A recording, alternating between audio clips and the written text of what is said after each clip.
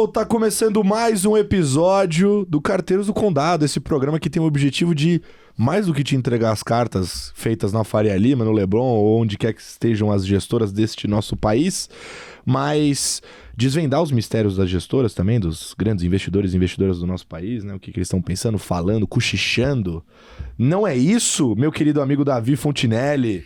Grande Colazo, tudo bem, meu caro? Eu tô maravilhosamente exatamente bem. Isso. Esse programa né? focado em gestoras, coisa que a gente gosta bastante, né? Você tá gostando dessa vidinha de podcaster, né? Tô vendo. Mensalmente estamos aqui, Tô né? vendo, você vem cheio de ideia agora, né? Vamos tentar um formatinho novo aqui, um quadrinho novo ali, não sei o hoje, quê. inclusive, né? Exato. Ideias de Davi Fontinelli aqui estreando no Carteiros do Condado, que hoje não é só do Condado, é da Península também, né? Não é isso? Bom, pra gente começar o nosso papo aqui, até depois vou fazer um momento de descontração que o estúdio pediu pra ter esse momento de relaxamento muscular aqui, mas vamos apresentar nossos convidados, porque hoje é mesa cheia aqui no Carteiros do Condado, tá? Estamos em 4 pessoas nesta maravilhosa bancada. Pra você que tá no podcast, com certeza não está vendo a gente, né? Convido até pra você acompanhar no YouTube, mas vou começar pelos não estreantes, depois a gente dá um espaço aqui pra nossa estreante do dia, da esquerda pra direita, então, Guilherme Anversa, que é um dos responsáveis pela gestão lá na XPA.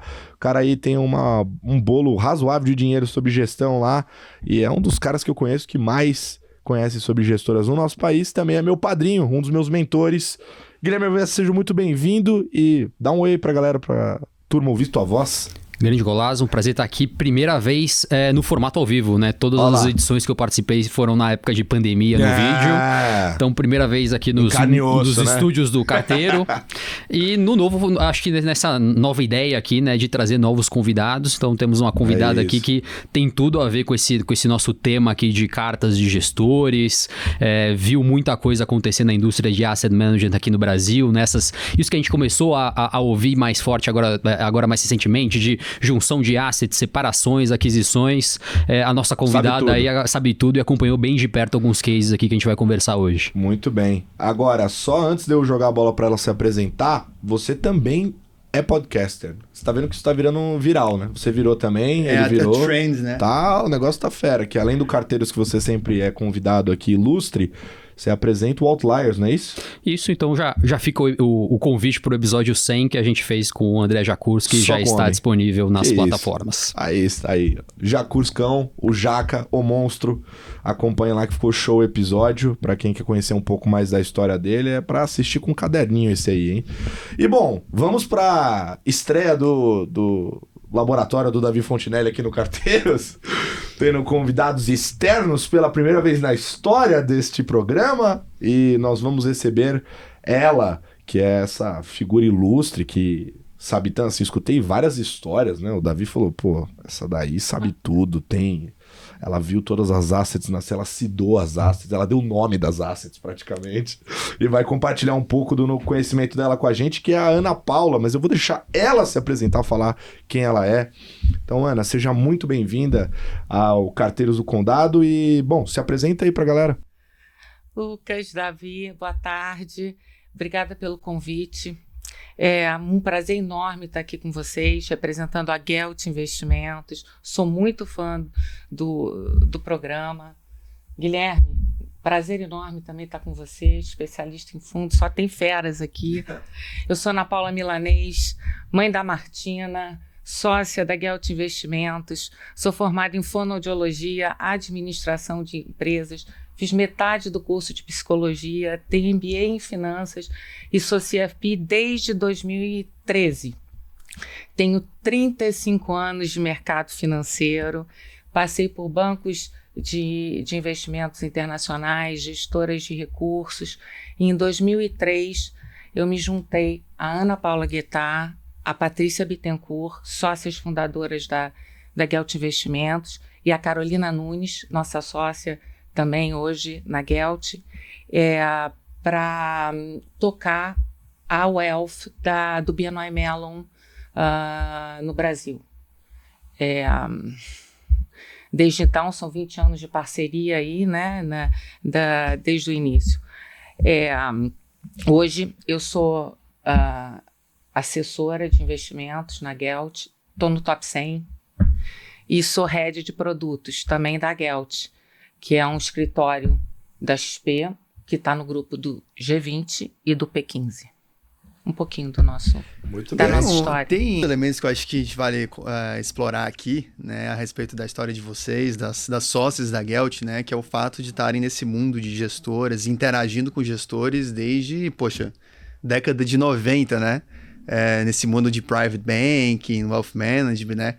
Conta um pouco pra gente como que é essa experiência, né, que vocês carregam lá na Gelt, sua e das demais sócias.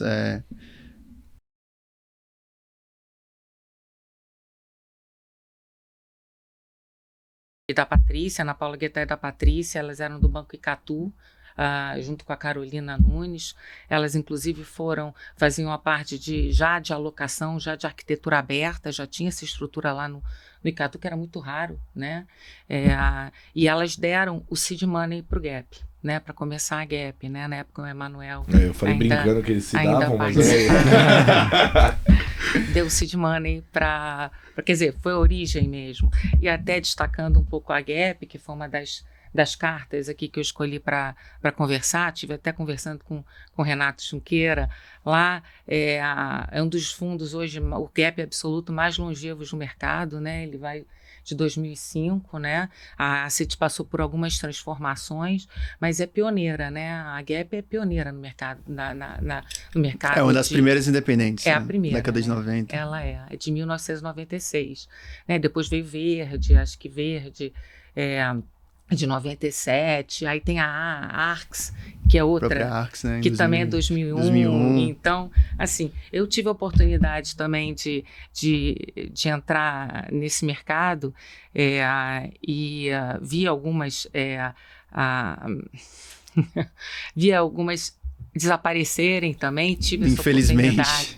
Eu vi a evolução, tive a oportunidade de participar toda a evolução da indústria de fundos, toda a regulamentação, a mudança da regulamentação, toda essa evolução, né, o código Ambima, né, o aperfeiçoamento. Na minha época, o fundo estava fechado de acordo com o cliente, né, o tratamento não era diferenciado efetivamente, né.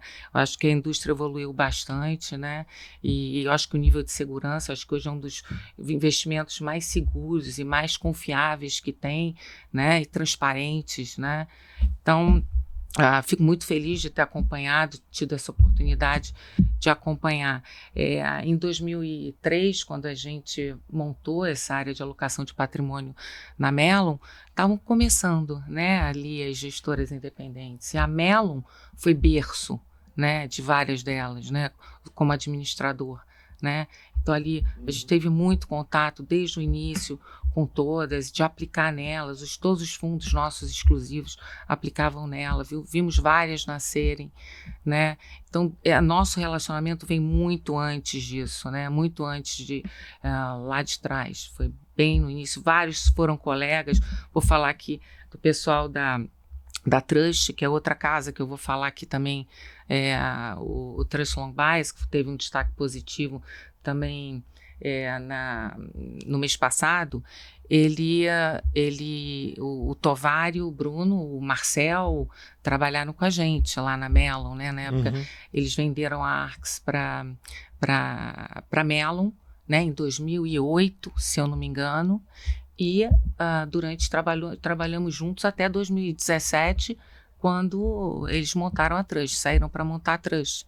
Quer dizer, então, temos um relacionamento próximo também de ter trabalhado nesse mercado mesmo de fundos, né? Nessa indústria de fundos. Eu, particularmente, sou uma apaixonada pelo produto, eu gosto dessa ideia de você dar um pedaço do seu dinheiro em mão de especialistas, né, para buscarem as melhores oportunidades, seja especialmente multimercados, seja em qual setor, em qual classe de ativo que for. Eu acho que a indústria de fundos no Brasil evoluiu muito. A gente inicialmente era muito criticado, que os gestores só ganhavam dinheiro com o Brasil, kit Brasil, né, ou comprado ou vendido, principalmente comprado. Hoje em dia você vê multimercados assim, que são verdadeiros empresas com 100 pessoas, mais de 100 pessoas, investindo no mundo inteiro, né, buscando distorções e oportunidades para os clientes em diversos mercados, montando escritórios no exterior. É muito bom ver essa indústria e sendo reconhecidos, inclusive, internacionalmente. Né? O Brasil ainda é um país que dá muita oportunidade, né, de ganho, de alfa. Né? Então, eu acho muito rico o nosso mercado. Sou fã também dos fundos de ações, só falei dos multimercados. Eu, particularmente, tenho um perfil muito agressivo. Quem me conhece, adoro um fundo de ação, adoro risco, adoro um private equity. Isso aí, stock pickers. Adoro. Falar isso em junho de 2023, depois de 2 anos e meio onde os gestores de ações estão underperformando o Ibovespa, é de quem realmente gosta de investir em fundo de ação. Você não imagina o meu desespero em março de 2020. Você não imagina. De perder metade do patrimônio, sim, literalmente. Literalmente, assim, metade do patrimônio. Mas já passei por muitas crises, né? Quer dizer, com 35 anos de mercado, crise da Rússia, crise da Ásia, né? Marcação a mercado. Eu estava no meio da marcação a mercado, passei por uma crise na instituição que eu trabalhava na época, 2008, né? A gente passou 2020, né? Foram várias as crises. Então, a desvalorização cambial de 99, né, que começou a mudança, eu acho que foi a grande mudança ali na indústria de fundos, né? A preocupação, né, com a venda correta dos produtos, né? Então, eu acho que isso foi muito rico. Eu acho que eu aprendi muito e cresci muito com essa indústria. A gente precisa chamar a Ana pra fazer como se fosse um fofocas do condado, sabe? Pra gente pegar essas histórias das assets. As histórias de bastidores que são as mais importantes, né? A gente como alocador, fazendo diligência, esse negócio é maneiro. Eu gosto de ficar ouvindo. Tava aqui prestando atenção, ouvindo bastante coisa. Muito bom. É uma oportunidade, né? De estar com pessoas que conhecem, né? Que investem, especialistas, pessoas muito boas, né? Que geram bastante valor. Foi um privilégio. Eu gosto muito do que eu faço, apesar de ter começado a minha carreira como fonoaudióloga. Baita transição. Gostei, curioso. Muito legal, baita história. E daqui a pouco a gente vai ouvir mais as opiniões dela, hein? Mas antes, Davizão, antes de eu jogar pra você, deixa eu só contar uma história minha aqui rapidinho só. Por favor. Né? No último episódio, eu fiz uma brincadeira, né, aqui. Eu falei que a Dália nunca tinha me dado nenhum presente, né? Aí a galera da Dália veio pro escritório hoje e não trouxe só um presente. Trouxe todos os brindes que eles fizeram na história da Dália, que foi pra me humilhar mesmo. Eles vieram aqui, então, tem camiseta, boné, caneca, tem copo de chopp. Aí, olha só, esse aqui eu acho que vale um destaque.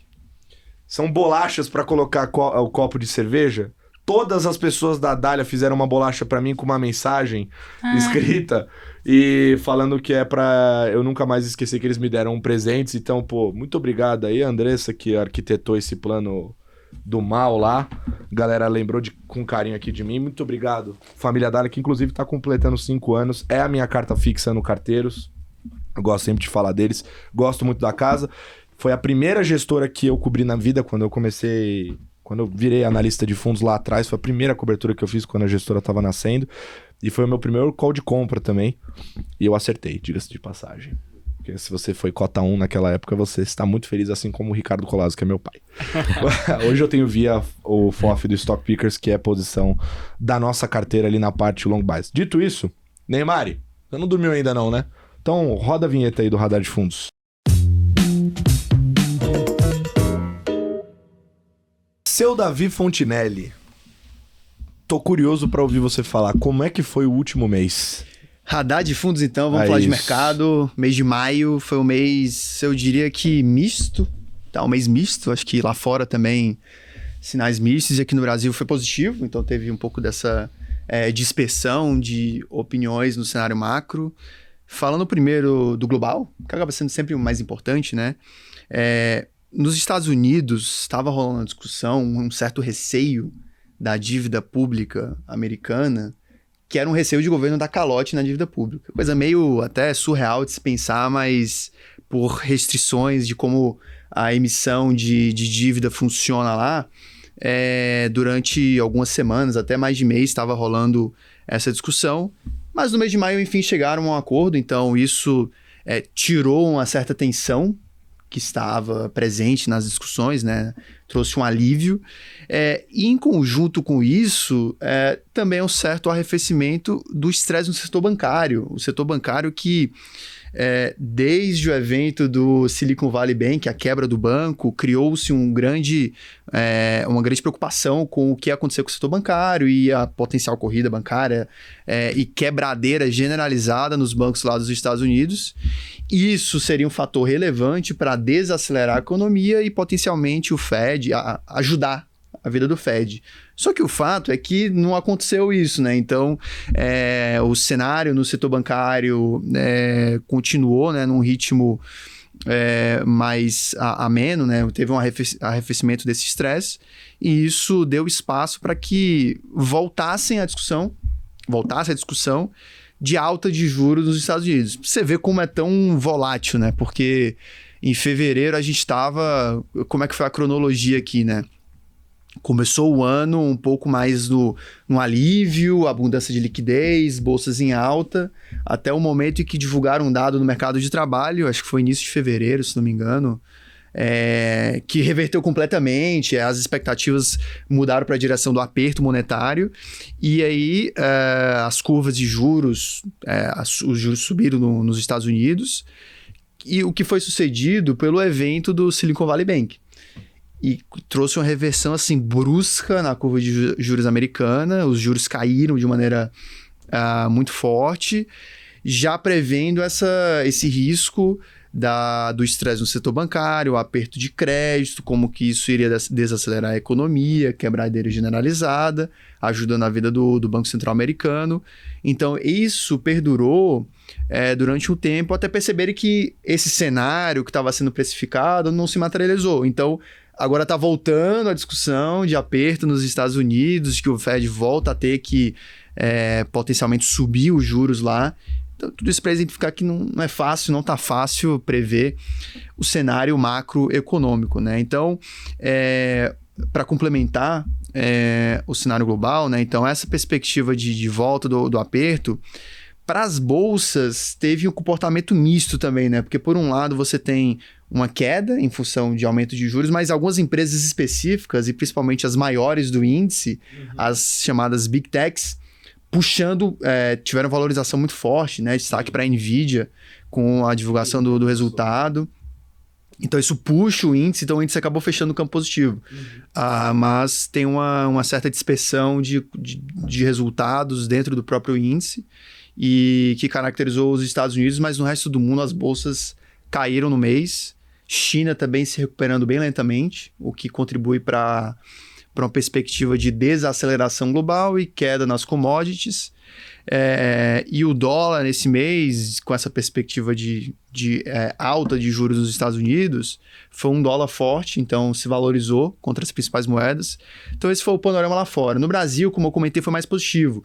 Então acho que o grande destaque foi a aprovação do arcabouço fiscal na Câmara. Então todo aquele receio com o cenário de cauda nos Estados Unidos, né? O que pode ser o pior que pode acontecer no Brasil? Tira esse cenário. Então, isso traz um certo alívio para os mercados, descompressão desse estresse que estava presente. Isso é bom para ativos de risco.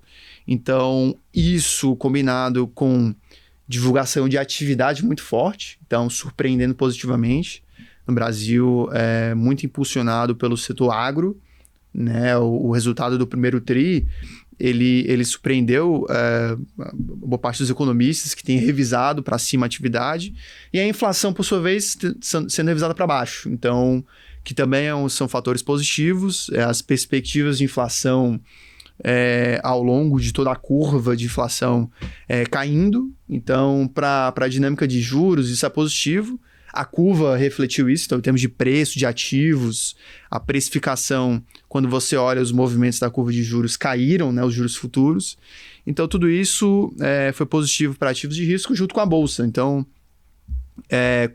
culminou na alta da Bolsa doméstica. Então, principalmente os setores mais cíclicos, os setores domésticos da Bolsa, foram os mais favorecidos, né? Então, a gente vive isso ao longo de maio.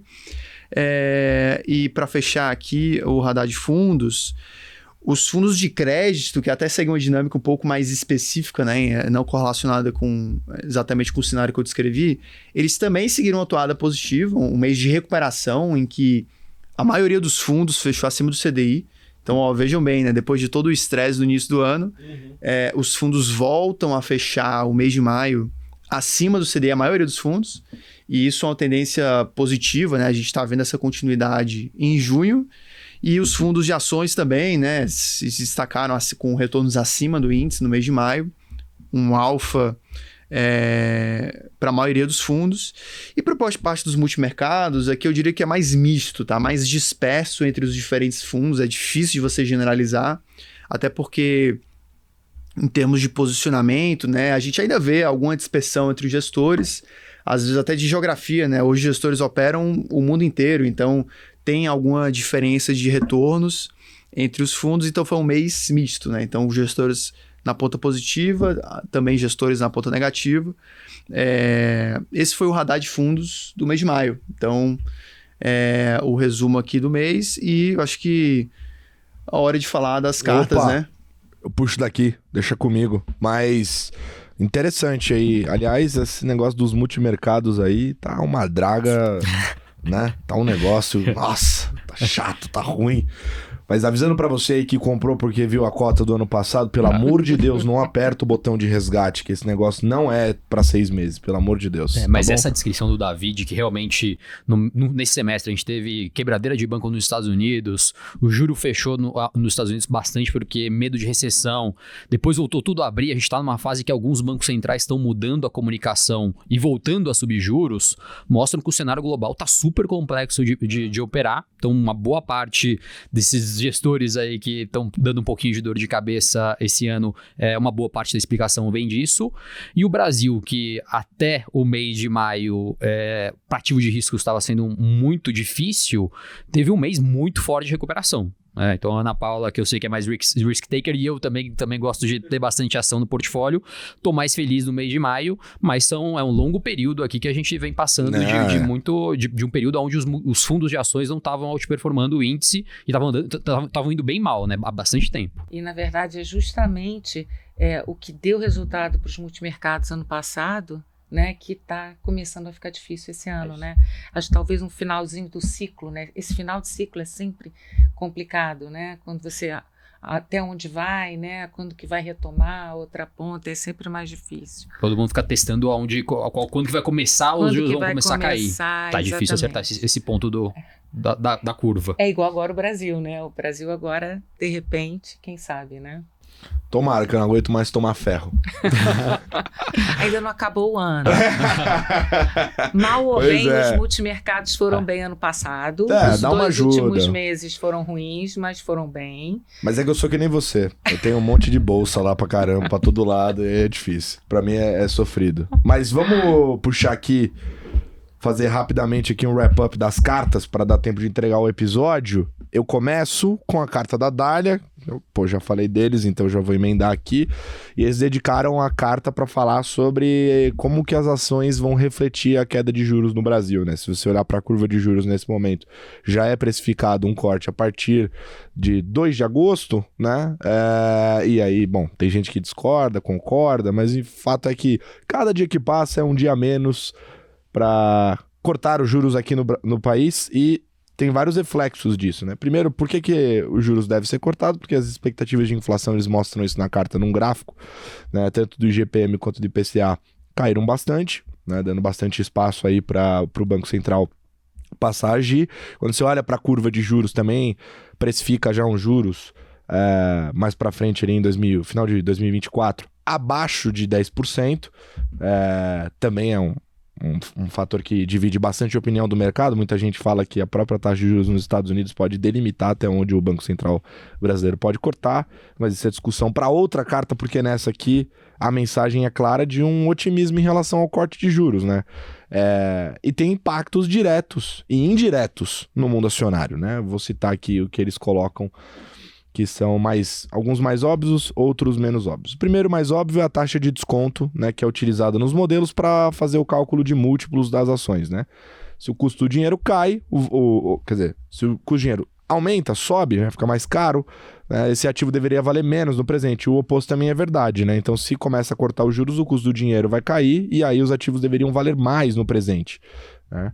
Outra coisa é que as empresas, boa parte delas é endividada, indexada a Selic, né? Então, se o juro cai, a dívida fica mais barata também, e aí dá uma ajuda ali nas empresas em termos de despesa financeira, que ajuda no lucro, né? E preço é lucro na bolsa. Então, isso também pode ajudar a precificação dos ativos. Outro fato é que se o custo do capital fica mais alto, o custo de oportunidade também é mais alto, e aí as empresas também não vão querer investir, não vão querer expandir seus negócios, né? Talvez trazer novos projetos, o que também impacta na projeção de lucro futuro, né? Do crescimento, delimita ali o crescimento das companhias, o que também é ruim para essas empresas na bolsa. E o último fator é o consumo, né? Se o dinheiro está mais caro, o crédito fica lá mais complexo, o financiamento também, e aí você tem uma economia desacelerando, e aí isso também diminui, né, a demanda por produtos e serviços dessas companhias, que também é ruim para o lucro, né, para o resultado financeiro e para as receitas dessas empresas, né? E aí quando você olha, né, uma projeção de Selic cortando, né, e até eles colocam aqui um gráfico de Selic invertida junto com o EBITDA, ou EBITDA, fala do jeito que você quiser em casa, né? Mas a Selic, ela puxou realmente o crescimento de EBITDA ou EBITDA das companhias para baixo. Eles colocam um gráfico bem legal ali que exemplifica muito bem isso, tá?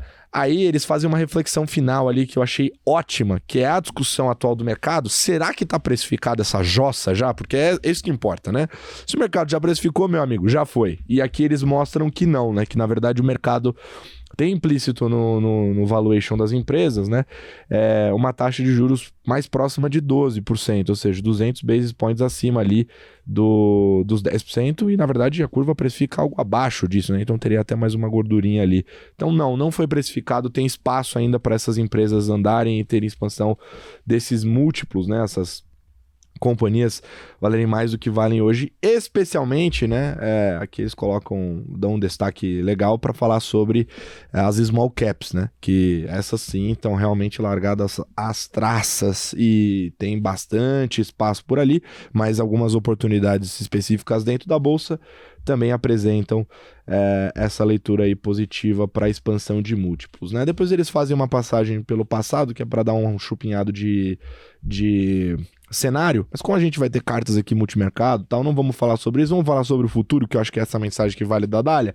Aumentar o risco nas carteiras. Na última vez que eu falei da carta, eles não tinham feito alteração, mas agora eles falaram assim, não, chegou a hora, tá chegando perto do corte, te acredita nisso que vai ter expansão de múltiplo, vamos aumentar aqui o risco das carteiras, e eles aumentaram, né, mantendo obviamente o balanceamento do portfólio. Para quem conhece o flagship da casa, que é o Dália Total Return, não gosto muito de falar isso, né, porque parece que os outros produtos não são importantes, mas enfim, que é inclusive o fundo que a gente tem na nossa carteira dos Selections, eles têm posição em ações, juros, moedas e commodities, né?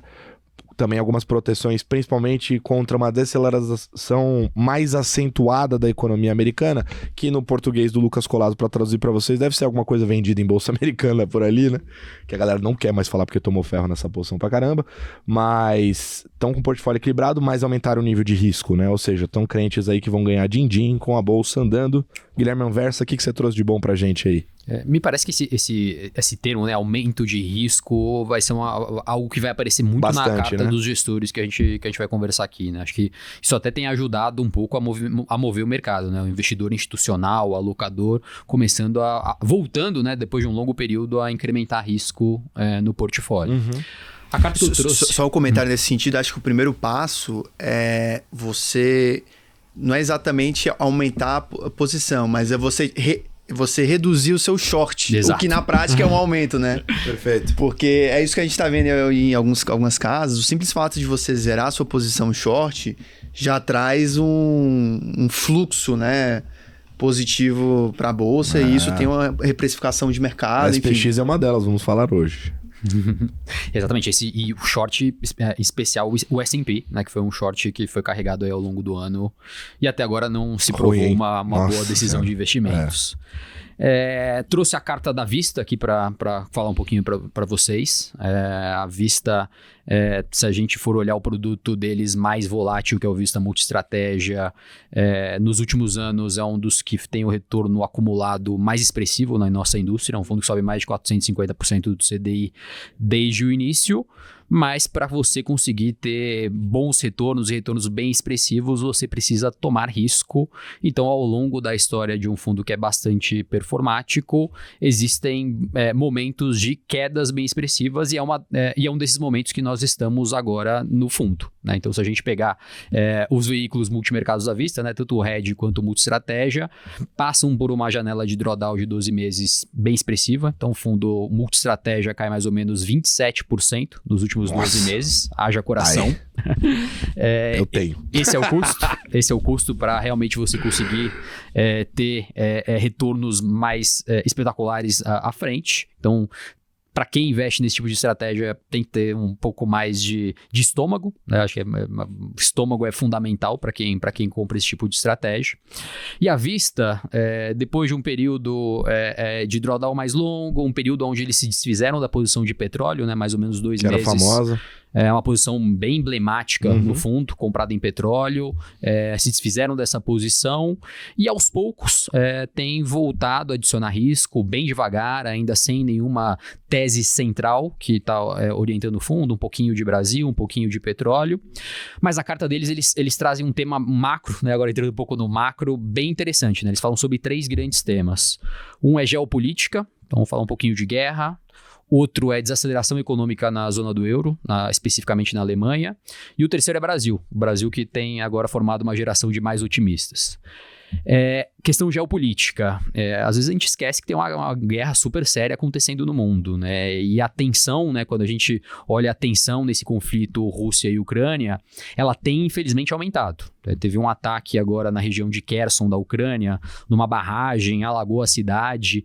Então é um período de muita tensão geopolítica, e esse é o ponto de alerta da Vista, assim, eles usam o termo que o jargão de mercado, né, a cauda tá mais gorda, tá mais gorda, traduzido para português a probabilidade de eventos extremos, ela tá maior. Né? E essa probabilidade está maior porque a gente está se aproximando de um período de eleição nos Estados Unidos. Então, Estados Unidos do lado da Ucrânia, quem perde guerra dificilmente consegue ser reeleito. Então, tem o Biden precisando ser bastante forte ali. E do outro lado tem o Putin, né? Ditador também não pode perder guerra, então o risco dele apertar mais essa questão geopolítica contra a Ucrânia deve se acentuar. Então, é um risco, ainda não se traduz em posição no portfólio, mas é sempre importante a gente ter no radar toda essa questão geopolítica. Segundo ponto, que aí já começa a aparecer em posição, que é a questão da zona do euro. A Alemanha divulgou recentemente uma queda no PIB trimestral. Foi a segunda queda no PIB trimestral, o que significa já no economês é que a Alemanha está em recessão técnica. Um sinal de que é uma economia que é muito dependente da indústria manufatureira. Tem toda a discussão que já foi trazida até no Stock Picker sobre o nearshoring, a aproximação das cadeias de produção para mais próximo da ponta final. Então isso impacta diretamente a Alemanha, que tem um problema também demográfico, né, de crescimento populacional, um pouco atenuado pela migração dos ucranianos, mas é uma questão mais estrutural. Então essa visão mais preocupada com o cenário europeu já começa a aparecer em posições vendidas tanto em moedas quanto bolsas na zona do euro. Então essa preocupação com o crescimento europeu já começa a aparecer um pouquinho na carteira da Vista. E mais relevante, que é um pouco da contribuição mais recente e positiva do fundo, né? Falei só do mais recente e mais duro, mas é um fundo que tem que nos últimos 2-3 meses tem apresentado uma recuperação bem interessante, é Brasil. Então, ganhou dinheiro com posição aplicada nos juros aqui, apostando nesse fechamento. A gente viu já uma queda bem expressiva na curva de juros. Quase ninguém pegou esse trade, inclusive. Poucos gestores conseguiram pegar esse movimento. Foi uma posição expressiva, mas que já foi mais reduzida. E um cenário de que o ambiente político está um pouco mais calmo. Isso já era algo que a casa já sinalizava, que a gente tinha o Congresso centro-direita que ia ajudar a tirar um pouco de ruído do campo político, e na visão deles, um ministro da Fazenda adotando um tom mais conciliador, trazendo também menos ruídos e tentando o modus operandi da política ali para resolver os conflitos. Então, essa calmaria política, com um período de inflação mais baixa no Brasil, com um período onde o Brasil está, por incrível que pareça, surpreendendo em crescimento, traz um cenário onde eles estão mais confortáveis em incrementar risco no portfólio. Fizeram isso com o pré, reduziram, agora foram para a NTNB, estão adicionando juros reais, e Bolsa Brasil, né, um multimercado mais amplo, né, o Vista Red e o Vista Multistratégia, voltaram a adicionar essas duas estratégias de investimentos aqui no Brasil no portfólio. E como hedge, né, uma casa que sempre tem teses estruturais e monta alguns hedges ali para essas teses centrais, uma posição comprada em dólar versus posição vendida em moedas de países desenvolvidos, que eu imagino que uma boa parte deles ali são regiões ou zona do euro ou regiões próximas ali ao conflito. Então, é uma casa aí que também vai nessa linha de começar a incrementar mais risco dentro do portfólio, mas ainda não nos patamares que a gente viu no passado ali com a tese de petróleo. Muito bem, isso aí. Agora a sua hora do show, Ana Paula. O que você tem aí de bom pra gente hoje? Vamos falar... Eu trouxe dois... Bom, vou falar de um deles. Vamos falar da Trust. Bora. Até também um pouquinho aproveitando a estratégia, né? Lembrando que ele é um fundo mix, né? Ele tem foco em renda variável, mas ele também usa bastante a parte macro, né? 1/3 lá da carteira dele é macro, né? Isso, então, Trucks de long bias, o long né? bias, isso, desculpa, eu não fui específica. Estou falando especificamente porque por causa de performance, né, ele subiu 10%. E é o carro-chefe também, né? É o carro-chefe. Se bem que eles estão tentando também, assim, promover bastante o macro, né, que também veio com uma performance excelente aí desde que nunca fechou um ano abaixo do CDI, enfim, eles estão tentando promover esse lado, esse fundo, essa estratégia macro também. Reforçaram o time, contrataram novos executivos, então... Exatamente. Então, mas enfim, é o Trust Long Bias que pega um pouquinho da estratégia, de todas as estratégias, né? Então, eles destacaram a performance forte da Bolsa brasileira em relação às mundiais, né?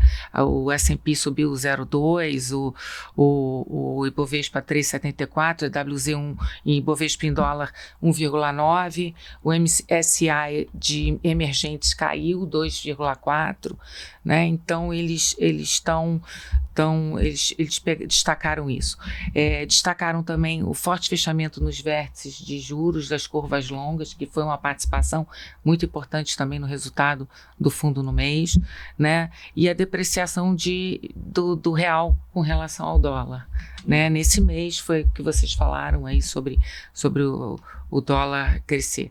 Na parte da carteira de ações, alguns resultados micro, né, das empresas especificamente, do setor financeiro, a XP, que subiu 25%, eles tinham uma posição comprada.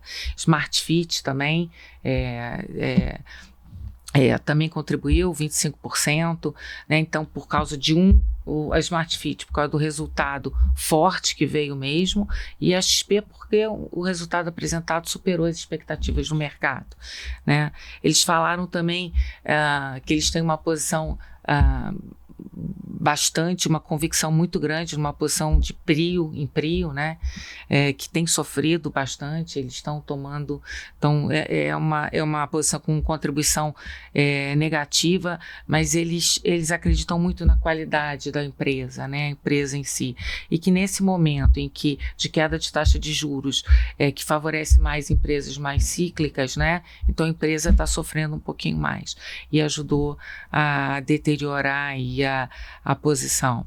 Então, assim, as maiores posições deles, eles estão acreditando muito no setor financeiro, né? O varejo discricionário, né? Os não essenciais, né? E petróleo, né? Então, deve ser o caso de Prio, né?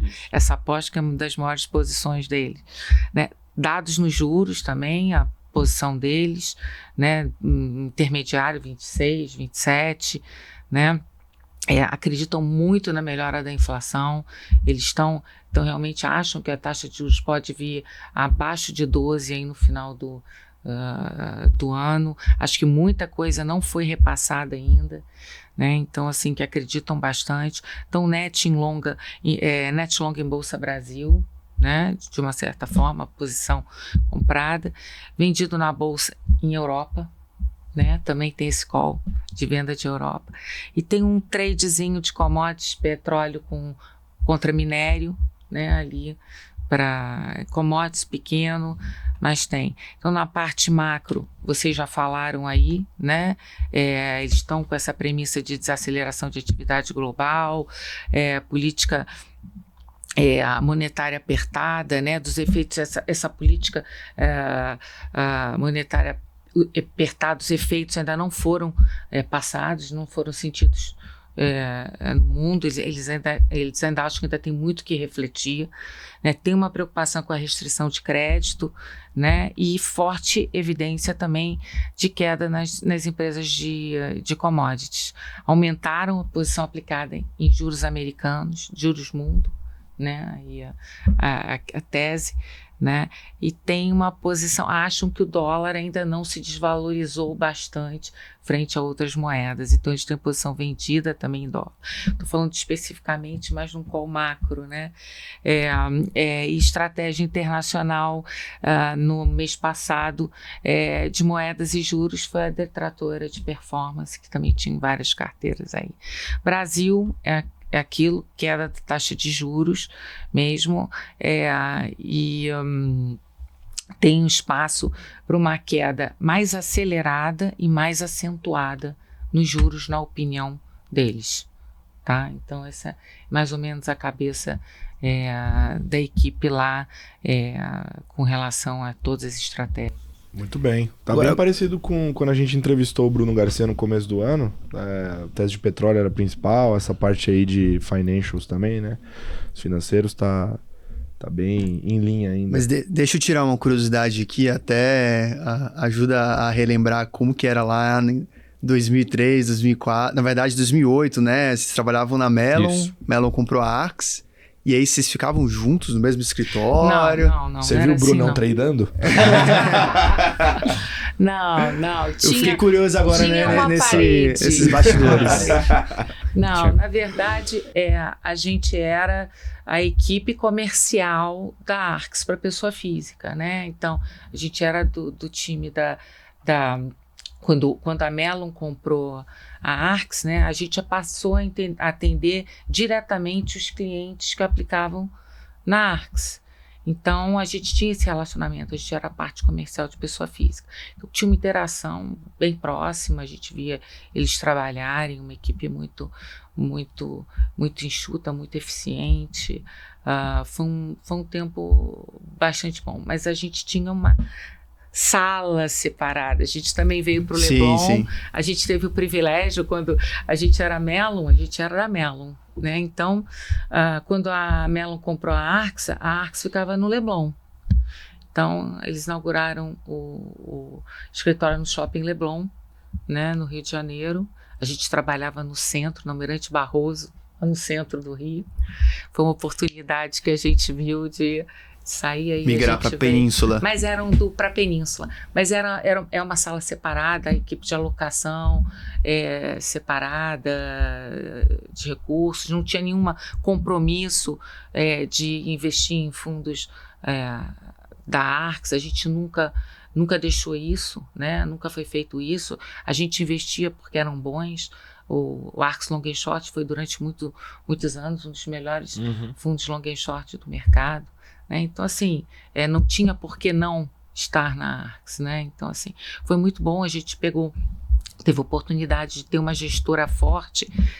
Eu que vinha de asset, antes eu vinha de gestora, né? Então, quando eu fui para a Mellon, eu gostei muito, porque eu vi uma oportunidade de não distribuir uma só casa, né? Exatamente essa arquitetura aberta de você não estar dependente de um só produto, de você ter que defender a ferro e fogo, né? Tudo. Então, isso foi muito legal. E você ter um produto bom para defender é muito bom, né? Você ter essa opção da arquitetura aberta e você ainda ter uma opção de você ter um produto legal, é o melhor dos mundos. Então, acho que foi muito bom essa união. Aí. E eles trabalham muito bem, são muito os resultados, né? Basta você olhar o resultado do fundo, com um ano ruim, por exemplo, o Trust Long Bias, o ano ruim, teve um ano muito ruim, 2021. Começaram o ano de 2022 voando, né? Eles estavam com 25% na metade do ano. Aí devolveram com fatídico novembro, né? Muitos fundos devolveram, né? Então, devolveram, fecharam, mas ainda fecharam o ano com 5%.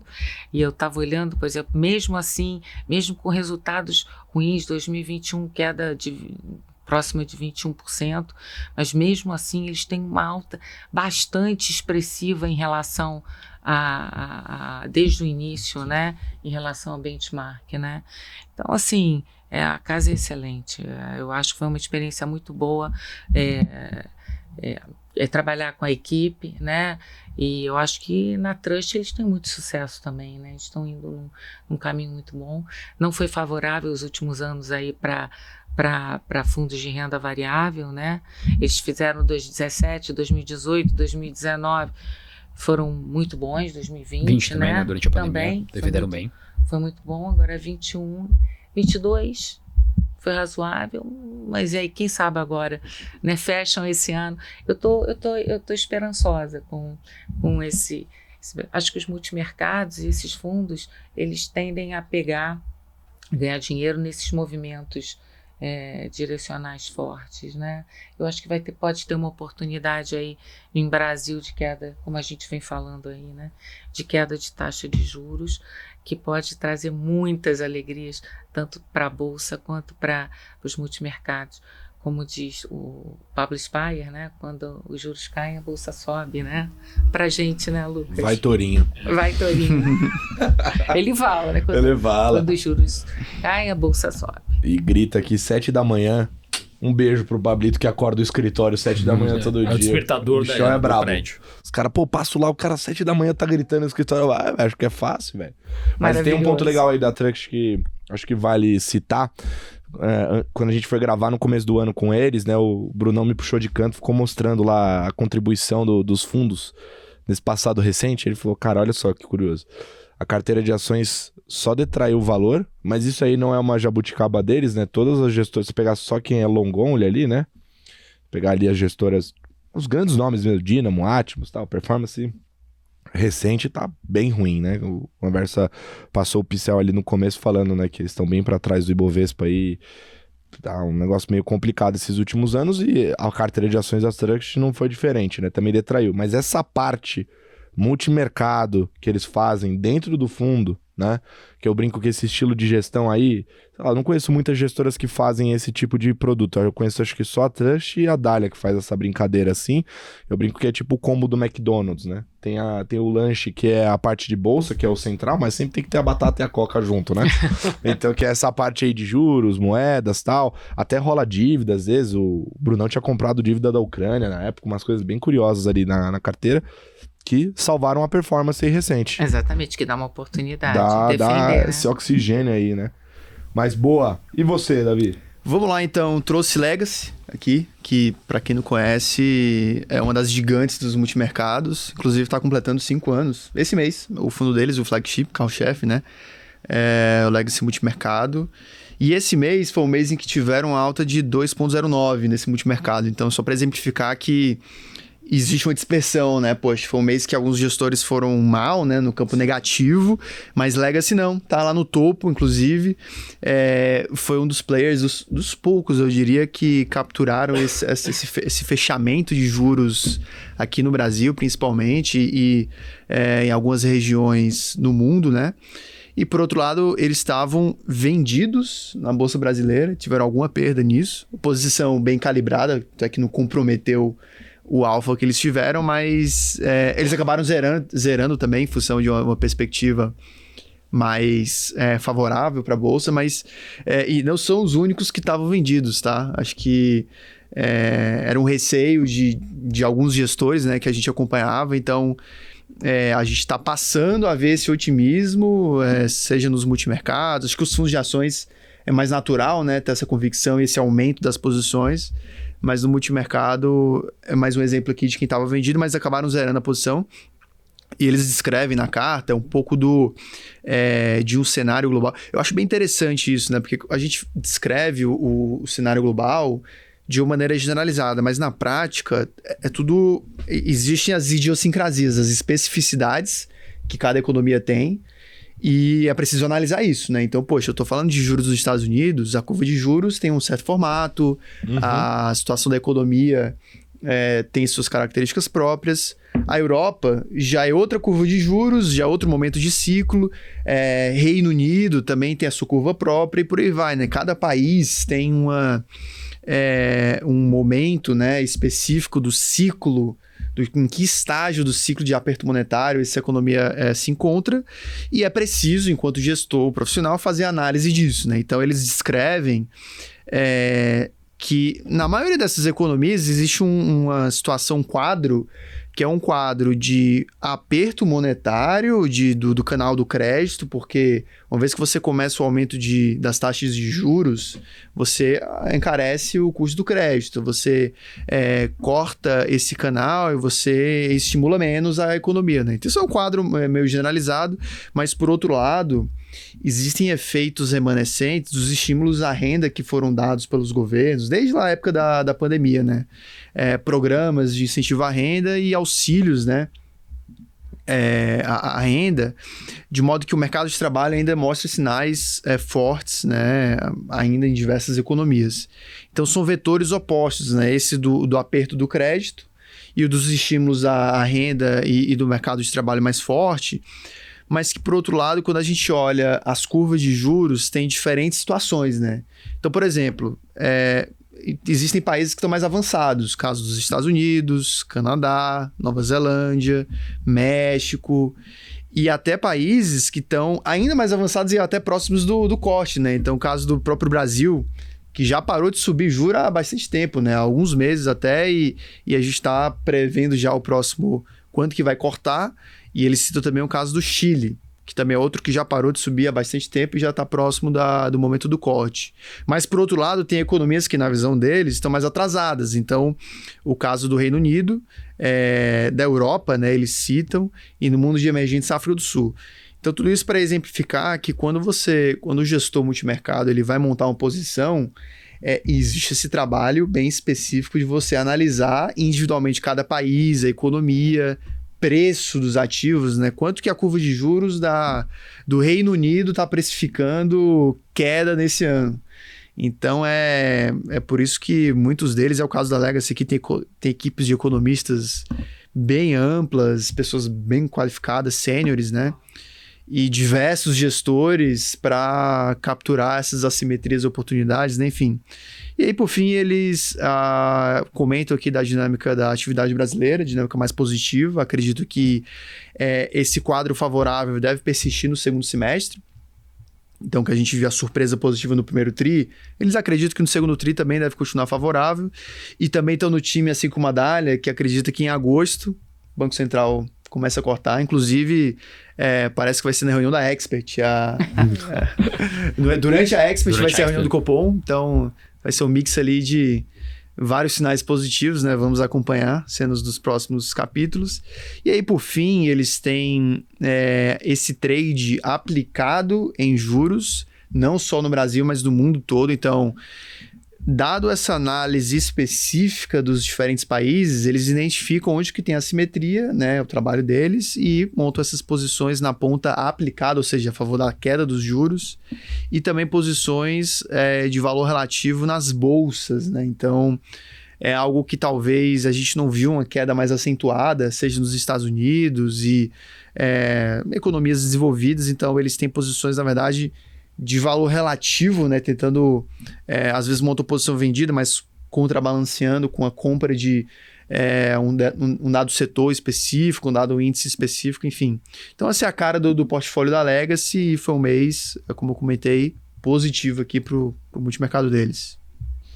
Boa. Aliás, eu tava com o Rafa Camargo lá do time de trading da Dália agora e com a Andressa, que é do time de relacionamento, eles estavam falando justamente dessa animação aí pra Expert. Será que a galera vai vibrar, tipo, sendo um gol? Ia ser engraçado, né? Cortou os juros lá, começa a vibrar. Boa. Bom, vamos trazer aqui uma outra carta, que é de macro também, da SPX. Aliás, não vou falar muita coisa, mas deve ter alguma coisa da SPX aí no Stock Pickers daqui a pouquinho, tá bom? Então acompanhem aí que vocês vão ver. Não vou falar mais nada nisso. Não vou falar mais nada nisso, mas acompanhem aí que vocês vão ver. Tá, um negocinho bem legal, tá? Mas a carta deles desse mês chama Navalha de Ockham. Eles ficam girando, né? Os gestores que escrevem a carta, né? E essa foi escrita pelo Kim. E eles começam falando um pouco fazendo uma retrospectiva bem rápida ali em 2 parágrafos do que aconteceu do final do ano passado para cá, que a galera tava mais otimista, né, do que o cenário se concretizou, né? Achando ali que o crescimento global seria pujante, ia ter a reabertura chinesa, né? Todas aquelas coisas que a gente sabe que não rolaram do jeito que o mercado esperava, né? E até pensando já, né? Em afrouxamento monetário logo cedo e tal, e a gente viu que essas coisas não se concretizaram. E aí um dos vetores importantes para isso é essa história de China, né? Que é uma bola dividida desgraçada aqui, né? Porque ninguém entende direito, na média a galera não quer ter posição nessa parada, né? E quando tem, às vezes não fica legal, mas enfim, é uma economia aí bem peculiar que divide bastante opinião também. Nos últimos tempos só ganhou dinheiro em China quem apostou em luxo na Europa, né? O chinês consumindo mais, comprando ossos Louis Vuitton da vida aí, foi esse cara que ganhou dinheiro. Esses aí ganharam, né? Porque apostou contra também. O coitado short. Exato. Né? Essas Super 7 lá que estão puxando o índice de Europa para cima, bem colocado aqui pela Anversa, né? E aí eles trazem um detalhamento bem afunilado sobre China, né? Falando um pouco sobre a situação, a expansão fiscal lá, né? Foi bem forte, né? A questão monetária e acúmulo de poupança por parte das famílias também, né? A recuperação da atividade no setor de serviços, né? Que lá tende a ser algo gradual, né? Um ano também que foi forte em investimento em infraestrutura, o mercado esperava que isso ia continuar. Não é o que deve acontecer, né? Então, essa parte de infraestrutura não deve responder da forma como era esperado.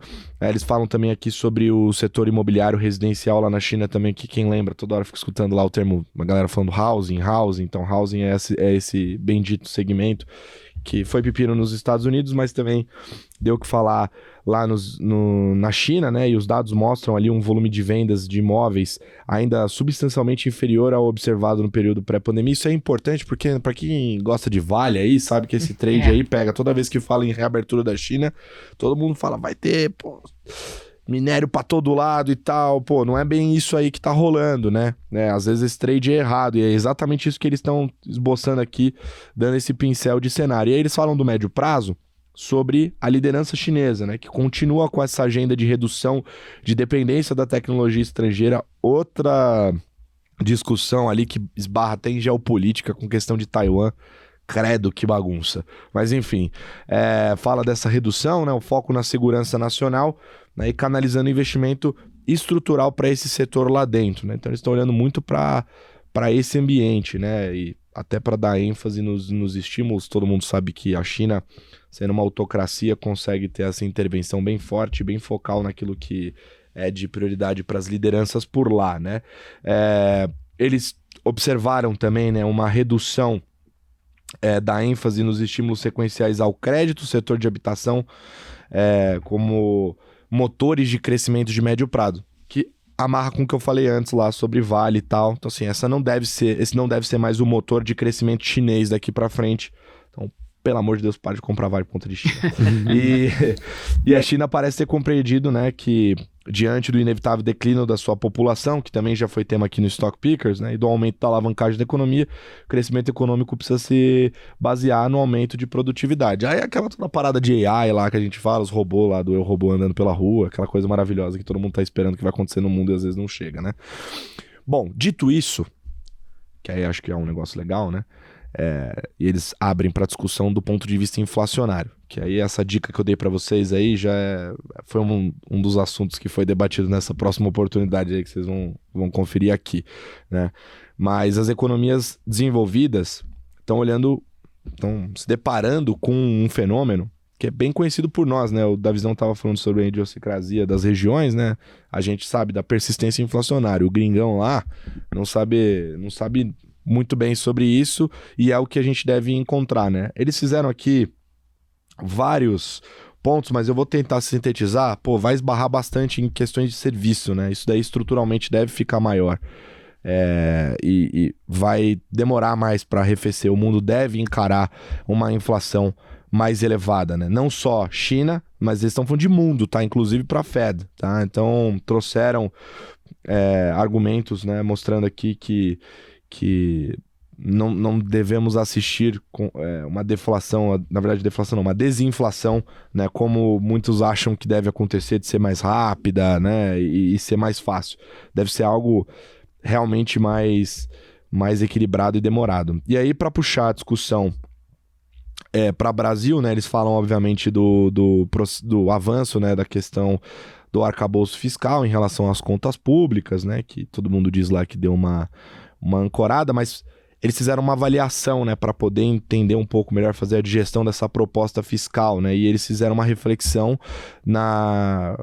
somando lá a experiência dos últimos 2 governos do presidente Lula, né, e na opinião deles, essa reflexão é a principal que você pode fazer para tentar entender um pouco melhor desse plano fiscal no Brasil, né, e na opinião deles, né, nas 2 primeiras oportunidades do Lula como presidente do país, né, houve um crescimento significativo de receita por conta de um cenário externo que ajudou ali, principalmente na questão das altas seguidas em preços de commodities, né?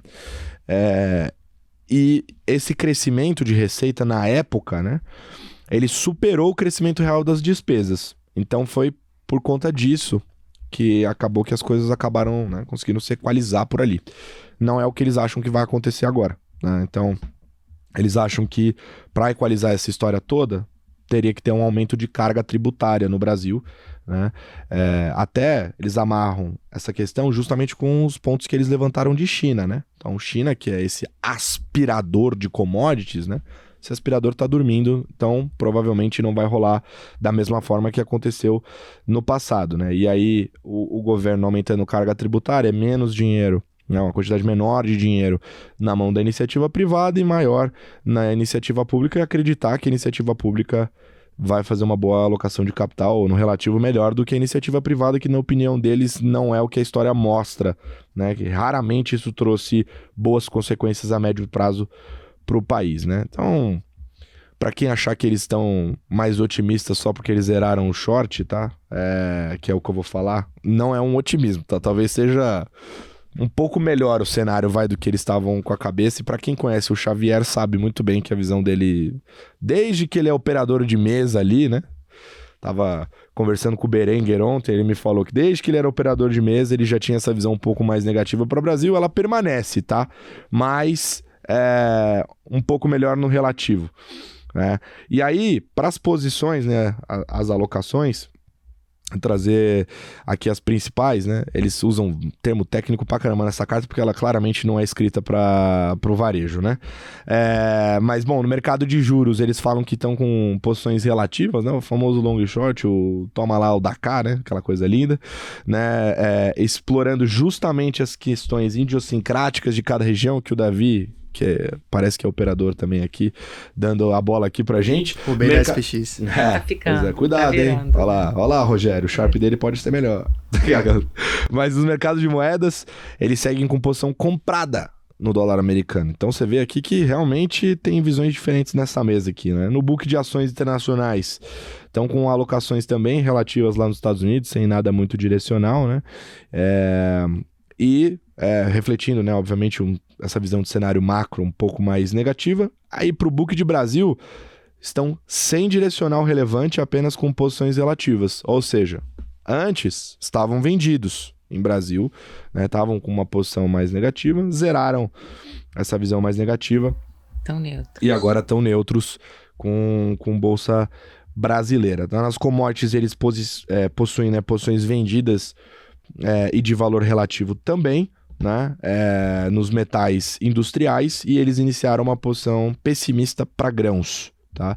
Nos mercados de crédito desenvolvido, eles adicionaram risco em high grade, lá investment grade, nos Estados Unidos, são os créditos de melhor classificação lá do topo da tabela, lá, o AA, AAA, aquela turminha lá do AAA, enquanto eles mantiveram uma exposição comprada em crédito de curta duração, né? Então eles estão com um duration mais curtinho ali. No mercado de crédito emergente, eles continuam reduzindo as posições para ficar menos expostos à volatilidade do mercado de juros global, justamente naquilo que a conversa citou, né, sobre essa mudança de cabeça de política monetária dos policymakers, né? E aí eles passam ali no mês, né, falando um pouco de como foi a performance, e aí o SPX Nimitz apresentou um retorno de menos 0,84% no mês, enquanto o CDI teve um retorno de 1,12% positivo. Tá difícil correr atrás, né? Tá pior que correr atrás de ex. E no ano, o fundo acumula uma rentabilidade de 1,14 contra o CDI de 5,37. Meu Deus. Os mercados de juros e ações foram os principais detratores no mês, enquanto contribuições positivas no período vieram dos mercados de moedas e crédito. O book de commodities obteve uma contribuição neutra no mês. Então, assim, a cabeça aí ainda preocupada com o cenário. Já antecipo que China não tem grandes posições no livro deles nesse momento. Estão bem neutros, assim, viu aqui trade relativo para todo lado. Acho que alguns gestores macro ainda estão ressabiados de ficar sendo muito direcional, apontando muito para uma direção, porque, enfim, tá difícil bater o CDI no ano, a galera não tá indo muito bem, tem bônus para pagar, né? Aquela coisa toda. Então é difícil fazer essa gestão nesse momento. E detalhe, né? SPX ano passado, na parte multimercado, voou, né? Nadou de braçada lá. Se não me engano, foi o quê? Melhor ano da história? Alguma coisa do tipo? Exatamente. Foi? Melhor ano da história. Então, assim, pô, foi bem demais, né? Então, de novo, você que virou cotista agora porque o fundo abriu, aquela coisa toda, pelo amor de Deus, não vende por conta disso, porque o fundo é bom, tá? Você tem na carteira lá? Temos estruturalmente, estamos sentindo aí esse 1% no ano, mas faz parte do jogo. Mas você zerou? Sem ter estômago, não. Tá vendo só? Seguimos com a assim, posição. Ele que é profissional do mercado tá falando, né? Quem sou eu? Não, e ninguém acerta sempre, né? Exato. Exatamente. Sim. Faz parte, né? Não é pirâmide, né? Exatamente. Isso que o time deles é brutal também, né? Tem um monte de gente lá fora, Sim, tem escritório lá fora. Nossa. Bizarro. Boa, SPX. Só uma sugestão aqui de amigo pra SPX. Pô, libera a carta aí pra nós, velho, pra gente jogar lá na comunidade do Stock Pickers, meu. Aqui, ó, tá o e-mail do Davi aqui, de marca d'água. Nada a ver isso aí, libera a carta, a galera quer ler. Muito bem. Boa. Ana, você tem mais coisa aí, não tem não? Eu sou a última agora, né? Vamos falar da Gap, né? Que eu já tinha antecipado aqui, né? Foi um resultado bastante bom aí também no mês passado. Eles subiram 2,87, 255% do CDI.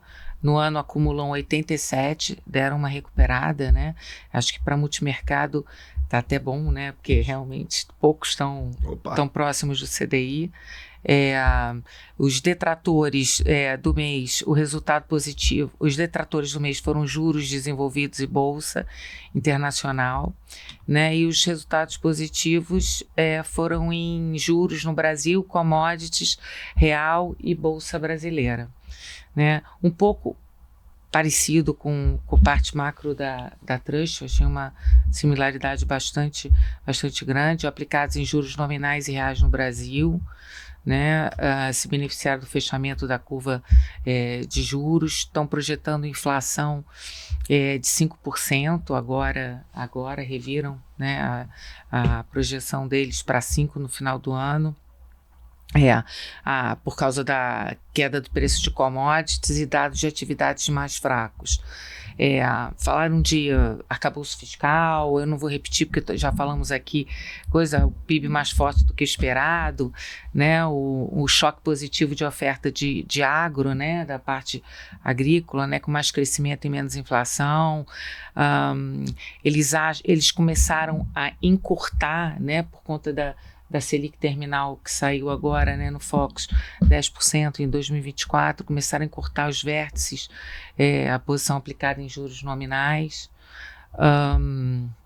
Acham que tem espaço razoável para antecipar os cortes de juros e para fazerem cortes maiores também no início do ciclo. Tá? Então, eles acreditam também, igual a Trust, na coincidência da posição. Eles, no mercado de juros, eles também têm uma pequena posição aplicada em juros reais intermediários, uma posição tomada na inclinação, né, que pode ir bem tanto em situações de antecipação de alta, quanto se tiver uma alta, por exemplo, de juros nos Estados Unidos. A proteção, defende, ajuda a proteger, né? Uma defesazinha ou até de maior deterioração fiscal aqui. Diferente da Vista que você comentou, ele está um pouco preocupado, sim, com a parte política, né? Que tem uma necessidade de arrecadação aí, que não sabe se tem apoio, o governo não tem maioria, né? Apesar do orçamento secreto, etc., não tem maioria, o Congresso é dominado pelo Centrão, a articulação política não é tão boa, né? Então pode ser que tenha algum tipo de dificuldade de aprovação, né? Vantagem, Brasil é celeiro do mundo, né? Então tem uma balança comercial forte que ajuda aí bastante. Em bolsa, o fundo teve posições táticas compradas em índice ao longo do mês, small caps, né, para aproveitar essas ações. Pegaram bem. Exatamente, que estão aí. E ele está observando que tem um cenário favorável para alocação em bolsa. Também aí diminuiu, observou, fez um comentário que diminuiu, sentiu que diminuiu o fluxo de resgate de fundos de ações, talvez vocês tenham sentido esse movimento também, né? Então, ele fala, uma outra preocupação, que ele está com posição mais para neutra agora, esperando oportunidade para entrar, acha que subiu rápido demais alguns papéis, né, e que está condizente com a taxa de juros de 10%, e que, assim, que pode ajudar um movimento de valorização maior, uma maior visibilidade do crescimento dos lucros das empresas mesmo, ou então um fechamento maior de juros. Então, ele está esperando para aumentar posição em bolsa, não está tão pesado. Tá? A questão do aumento de risco, ele está mais no tático. Né? Na parte de commodities também, ele ganhou com venda de petróleo, né? Ele teve essa coisa de desaceleração, né? E ele tem essa questão que ele comentou, da expectativa do governo americano de recompor a reserva estratégica de petróleo, que talvez isso ajude também alguma coisa no preço de petróleo. Então, isso é um fator de risco para a posição vendida. Em bolsa, resultado negativo em bolsa americana e juros de países desenvolvidos também. Acredita que vai ter uma pausa agora na subida dos juros dos Estados Unidos, né?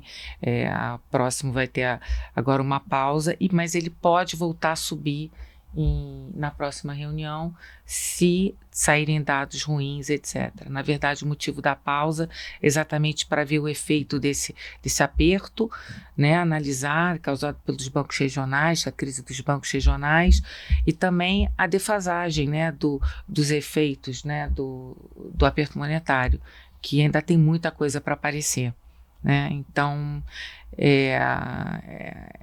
Então, isso favoreceu também o mercado de bolsa e eles não estavam nessa posição, né? Então, eles têm uma posição atual dada em juros americanos, tá? Eles têm essa posição. Eles têm uma posição comprada tática em moeda norueguesa, uma coisa pontual, e eu achei... Você estava falando sobre essa diferença, né, dos países, né, das políticas dos países. Ele colocou uma observação que a inflação no Reino Unido está em 8%.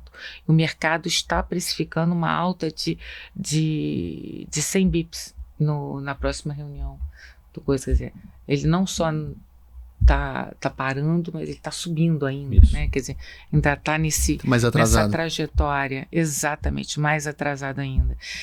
Na China, ele colocou uma coisa importante, falou do consumo também, né, por conta da reabertura tardia, né, essa parte da economia que está apresentando melhores resultados, né, ligada a consumo e serviços.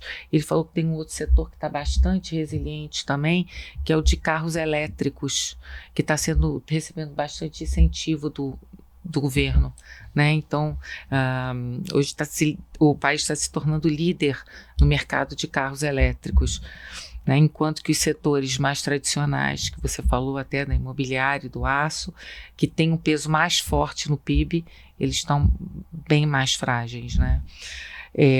Mas há rumores que tem um possível pacote de estímulos aí para sair, como sempre. Sempre. Salva. A saída é um pacotezinho. Vai ter uma reunião aí do Comitê Executivo do Partido agora em junho e que pode trazer algum tipo de novidade. E eles têm uma posição pequena em bolsa chinesa que contribuiu negativamente, né, como todos. Eles têm uma posição também aplicada nos juros do Chile, né, que também é um call aí. Apareceu na Legacy também, né? Exatamente, que apareceu na Legacy, né, que o Banco Conservadorismo do Banco do Chile também deve acelerar corte e intensificar. Então, resumindo, eles têm uma posição aplicada em juros Brasil, acho que quase todos, né, com exceção, né, aplicado em juros Brasil, juros aplicado em juros americanos, aplicado em juros do Chile, Bolsa Brasil via índice de small caps e aguardando oportunidades para aumentar risco, commodities, posições táticas e a moeda norueguesa também uma posição tática. Então essa é a cabeça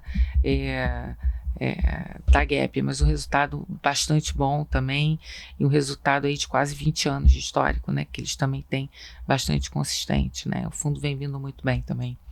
Gosto muito da casa. De todos os estudos que a gente conversou, são os mais rápidos do gatilho, né? Sim, eles fazem essas posições, aquela gestão antiga, né? Que é raro e é difícil. É muito difícil fazer isso, né? De trocar rápido posição, né? Isso aí deve ser uma delícia para ter como cliente na mesa de operação, né? Que deve fazer de corretagem. Mas eles fazem com muito sucesso, né? 20 anos, exato. Se você olhar o resultado, é bastante interessante. Não, a galera da Gap apareceu várias vezes aqui já, a gente gosta muito deles. Boa! Então, vamos lá pro momento Dica Cultural.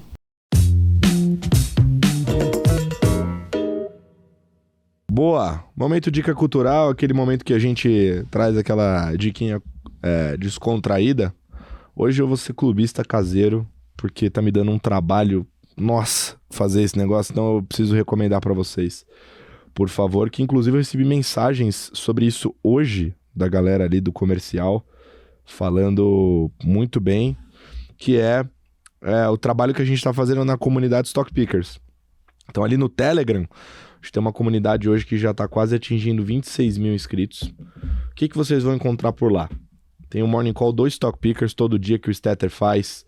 A gente manda, né, os principais headlines de notícia que impactam os mercados. Então isso aí, ó, inclusive uma coisa que eu tenho feito, eu passo uma peneira, assim, não vou ficar jogando lá notícia clickbait, essas coisas, não. É só coisa que importa de alguma forma pro mercado. Se é ruído ou sinal, não sei, mas importa de alguma forma pro mercado. Pô, a gente manda relatório, gráficos interessantes que a gente viu ao longo da nossa rotina de análise aqui, cobertura de evento. Então, por exemplo, Verde Day, que um monte de gente mandou mensagem pra mim lá no direct falando, poxa, como é que faz pra ver o evento? Não teve transmissão ao vivo, mas a gente fez a transmissão em tempo real lá no Telegram. Inclusive, a galera elogiou muito essa cobertura. Então, assim, a gente faz todo esse trabalho lá. Eu participo de papos, né? Eu visito, sei lá, umas 5 ou 6 gestoras por semana. Ou visito ou faço call, né? Digital. Eu sempre mando resumo lá do papo, mando as nossas visões também, coisas que a gente está observando que o mercado está discutindo muito, que é importante ficar de olho, visões sobre FONC, sobre decisão de política monetária aqui no Brasil também. Então, acompanhe, Neymar. Eu vou pedir para você colocar o link aí depois para a turma na descrição do vídeo e também no nosso Spotify, Apple Podcast e tal, dá para colocar o link lá. A gente vai colocar para você que tá ouvindo em podcast também acessar e se inscrever na comunidade Stock Pickers, que vale a pena, tá bom? Tá lá com a gente, não percam. É de graça, tá? 0800 100% mesmo, total. Inclusive, só me onera. Brincadeira. Adoro fazer. Então você coloca lá depois pra galera, Ney? Mari. Muito bem. Anota aí no seu caderninho do Gabriel Medina pra colocar aí pra galera. E você, Davizão? O que você trouxe? Geralmente você traz um negócio meio peculiar. Eu gosto. Na verdade, a minha dica acho que foi amplamente difundida, porque... Até porque, dando os devidos créditos, eu peguei lá no Faria Lima Elevator. Mas um abraço pra galera do Faria Lima Elevator, são grandes Eles amigos. indicaram um vídeo, na verdade é um curso, tá? No YouTube da Universidade de Yale. O canal é Yale Courses, acho que a gente vai colocar o link aqui na tela também. Mas é um curso de mercado financeiro, Financial Markets, do Robert Shiller. Shiller, que é um prêmio Nobel da economia, um cara super renomado e que dá essas aulas gratuitas, a disponibilização delas, né? É um curso bastante amplo, então tem várias temáticas de fundamento, estrutura de mercado, história, derivativos e tudo mais, mas na perspectiva dele que tem muito insight ali, né? Então acho que vale o tempo investido você bota ali velocidade 1.5, né? Ou até 2.0. De graça? De graça. Tá disponível lá no YouTube. Então, da Universidade de Yale, né? Então, uma baita referência. Então, fica aí a dica. Esses negócios me deixam encabulado. Até vou fazer o desafio, então, pra galera aqui. Porque sempre ficam pedindo curso pra gente. Aí o Davizão traz aqui essa oportunidade de curso de graça de Yale, pra você botar até no seu currículo, no seu LinkedIn aí. E você Exatamente. Não vai fazer o curso, que eu já conheço você. Então, eu tô te desafiando. Faz o curso, posta no Instagram, coloca hashtag Obrigado Davi e @StockPickers lá, que a gente vai repostar todo mundo, beleza? E você deu audiência pra Yale, depois pede royalties lá pra turma. E você, Anversa? Então, as dicas estão bem técnicas aqui, vou dar duas, tá? Solta Uma aí. é pra quem chegou até aqui na nossa conversa que realmente gosta de fundos. Opa! Então eu vou aproveitar aqui a presença da Ana Paula, que viveu uma boa parte dessas histórias. A Gap começou com a IP, depois teve evento com a Prudential, depois separou, depois um pedaço virou Sharp. Arx, a turma que agora é Truxt, mas teve aquisição de Mello. Então, a gente tem um relatório disso chamado Fund of Funds Insight, que tem toda a indústria. Bom demais, para quem tiver interesse em conhecer mais essas histórias de mercado, e duas delas estão representadas nessas duas cartas, tá tudo escrito. Tá, então a gente vai depois divulgar. Vou mandar lá na comunidade o arquivo, hein? Vou mandar lá. São as fofocas que você Adoro fofoca ali de tem asset. a história completa das assets no Brasil. E uma cultural, assim, pra quem tem filho pequeno, sobra pouco tempo pra assistir séries longas, né? Tô numa fase que tenho que olhar as séries mais curtinhas. Ou então filme, né? Filme é uma coisinha rápida. Série de 50 episódios de 1h30 é mais difícil acompanhar. Então, para sair um pouco da parte mais técnica, tem As Rainhas Africanas, uma série da Cleópatra, 4 episódios, rapidinho. Então, para quem tiver interesse em se aprofundar um pouquinho mais sobre relação Cleópatra e Júlio César, tá disponível no Netflix. Pra você que é papai e mamãe, então, tá a dica aí do papai. Boa, muito bem. E você, Ana Paula? Vamos lá, eu vou dar uma dica mais antiga aqui. Que é pra gente, de repente, gente que enfim, já passou, nem teve oportunidade de ver, mas eu acho que foi um filmaço, e a história é um filmaço, que é A Rede Social, foi um filme de 2010, né, que teve várias indicações pro Oscar, né, em 2011. É a história do Facebook, né, que é considerado o marco zero, né, da vida digital, mudou a vida da internet, a forma das pessoas se relacionarem, de fazer comércio, publicidade, se transformou numa das maiores empresas do mundo, e seu idealizador, sei lá, o homem mais poderoso, um dos mais poderosos e ricos do mundo. Mas mais do que isso, eu acho que é um filme que convida a uma reflexão sobre diversas coisas, sobre valores, sobre motivações, sobre ética, sobre relações humanas, sobre as diferenças do que é real, o que é virtual, né? Uma coisa um pouquinho mais profunda, né? Uma coisa, mas é muito rica. Eu acho que vale a pena também voltar, não só pela história da empresa, pelo que ela é hoje, mas pelas reflexões que ele traz, que esse filme traz. Essa é uma boa dica para quem está comprado em Facebook e Meta em 2023 e está consumindo mais 100%. Tá ganhando então, uma quem grana. quiser entrar um pouquinho mais na história, tem a rede social aí. Muito bem. Bom, é isso aí, galera. Mais um episódio entregue do Carteiros. Obrigado aqui a presença de vocês todos da Visão que já não me aguenta mais. Anversa que idem, também não me aguenta mais. Mas, pô, que legal que a gente estreou com convidados, hein, Davi? Você primeiríssima tá ousado, vez, hein? né? Você tá ousado, mas edição com especial. certeza vamos receber mais vocês aqui da Gelt. É um privilégio para a Gelt também. Queria agradecer em nome de todos os sócios, especialmente a Ana Paula Guetá, Patrícia Bittencourt, Carolina Nunes, que está aqui comigo, e o privilégio de estar aqui sendo o primeiro escritório, né? O primeiro convidado. Do programa, que nós somos muito fãs. Muito obrigada mesmo, obrigada pela atenção, obrigada pela aula. Eu adoro o programa, assisto sempre, e estar participando aqui com vocês é uma honra.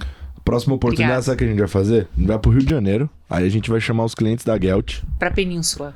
Vamos lá, vamos pegar um lugarzinho bacana, aí vinhozinho pra todo lado, a gente faz uma resenha aberta com os clientes, vai ver se não vai ser legal.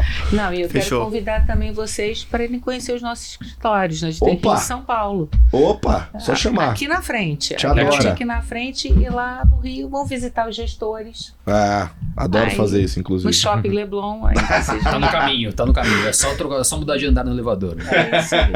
É isso aí, gente. Muito obrigada, tá? Pô, muito obrigada mesmo. É isso aí. Acompanha o trabalho da Gelt, que a gente gosta muito da casa, fazer um trabalho espetacular lá. Gente muito experiente e legal trabalhando junto. Tá bom? A gente vai ficando por aqui. Semana que vem não. Mês que vem tem mais. Um beijo.